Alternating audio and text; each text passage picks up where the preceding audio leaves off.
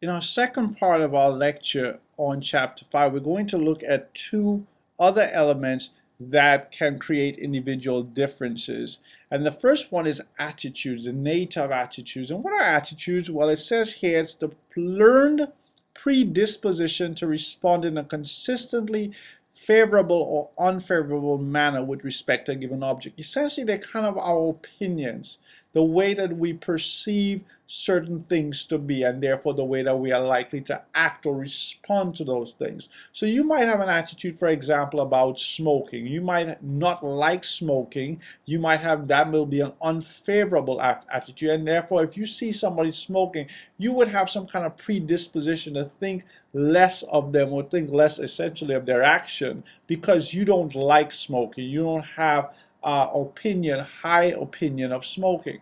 That's the attitude, your predisposition. As I said here, it's learned. So it's something that is basically socialized within you as you mature, as you live your life on this earth. You are influenced and you are taught to some degree what type of attitudes to have. So there is obviously some determinism that comes from your environment when it comes to the nature of your attitudes. Well, attitudes actually are made up of three components, and I kind of mentioned all of those as I was trying to help you to understand and help explain what attitudes were. The first component is what you call the affective component. That's kind of your feelings or emotions related to an object or situation. So when you say things like "I hate smoking" or "I hate people who smoke," I love people that are environmentally conscious. So I love work that is challenging. That's all. Those times of those terms, those emotional terms, really are speaking towards the affective component of an attitude. The cognitive component is somewhat of a belief of an object or situation, kind of what I believe about it. So while I might hate smoking, the reason I hate smoking is that I believe it causes cancer, or it can hurt me. It can actually be bad for my health. So a belief is something I think about a situation, and that helps me. My beliefs about something, the way I think about it, is going to help me to form some kind of opinion or predisposition towards it.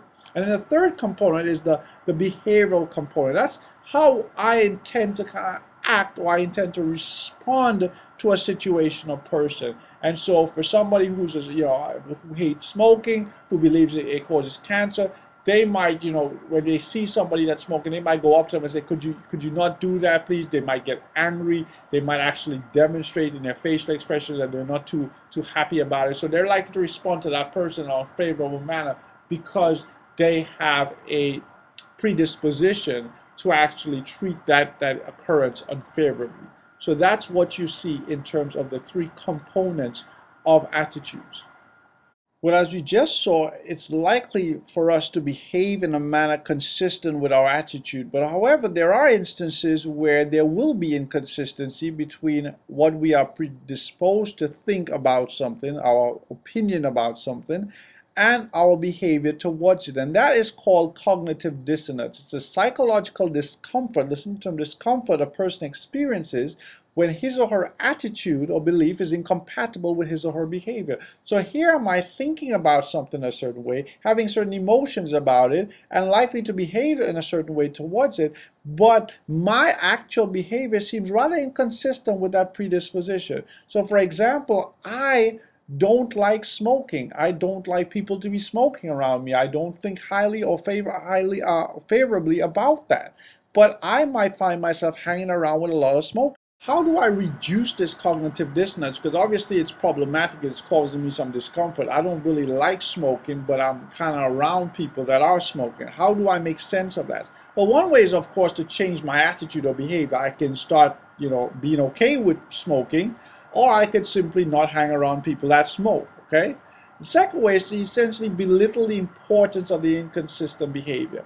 Yeah, I'm hanging around these people and I don't like smoking, but I don't think I'm really going to get cancer from just kind of being around it. They don't really smoke that often anyway. Okay, so that's one way of kind of just belittling, not paying a lot of putting a lot of credence in the inconsistency. And the third way is to kind of, it says, find consonant elements that outweigh the dissonant ones. So in essence, what I'm doing here is I'm rationalizing why I am, or there is some inconsistency between my attitude and my behavior. So I might say, you know what, I don't really like smoking, but I really like my friends, and if I stop hanging around with them, I will have no friends. So I'm kind of forced to hang around with them and, you know, enjoy their smoking even though I don't like it. So that kind of rationalizes my inconsistent behavior.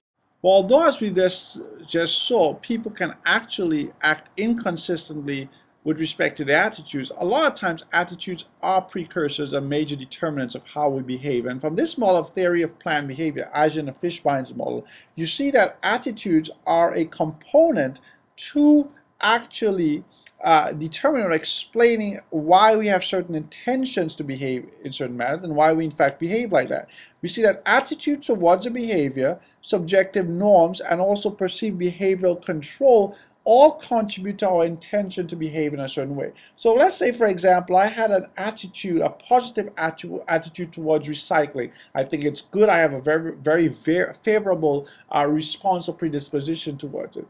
So the subjective norm is how essentially society sees this behavior. Does society see recycling as a good thing? In many instances, yes. And so that subjective norm, the fact that the society supports me, is likely to increase my intention to act in a manner that promotes recycling. And then in terms of behavioral control, if I'm able to recycle, if I'm able to, you know, separate my garbage, there are recycling centers available to me, I can in fact recycle, then I am most likely to have the intention to recycle, and that's likely to lead to my behavior to be recycled. If one or all of these components are missing, they are going to undermine my intention to behave in a certain way.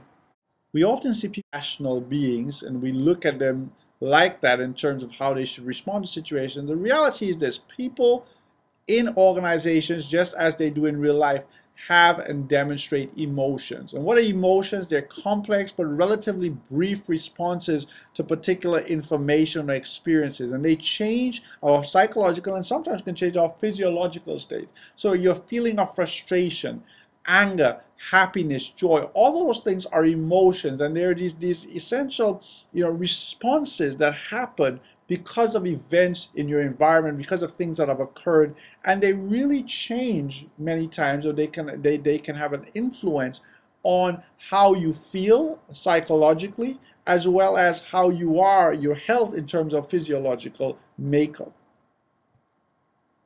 and state. Recognizing that human beings demonstrate emotions and have emotions at the workplace has led us to really emphasize the importance of what's termed emotional intelligence. And what that is the ability to manage oneself, one's relationships in a mature and constructive way. In order, therefore, to be emotionally intelligent, you have to first really understand yourself. Understand what makes you tick. Understand what brings about certain emotions, that evoke certain emotions in you. And so really get a good, clear, objective understanding of who you are and what is likely to bring about certain responses from you. And not only do you need to know that about yourself in order to manage yourself and manage your responses, but you also need to be aware of those emotional triggers, if you will, in others. You need to see the signs, if you will, and you need to kind of read between the lines and understand people, understand their emotional makeup. And by doing so, it helps you to constructively build and utilize relationships. If you have no emotional intelligence, if you don't recognize emotional triggers or signs, then you are likely to do things, you're likely to behave in certain manners that are going to bring about negative emotions that are not going to lead to positive results. So being aware of yourself and being aware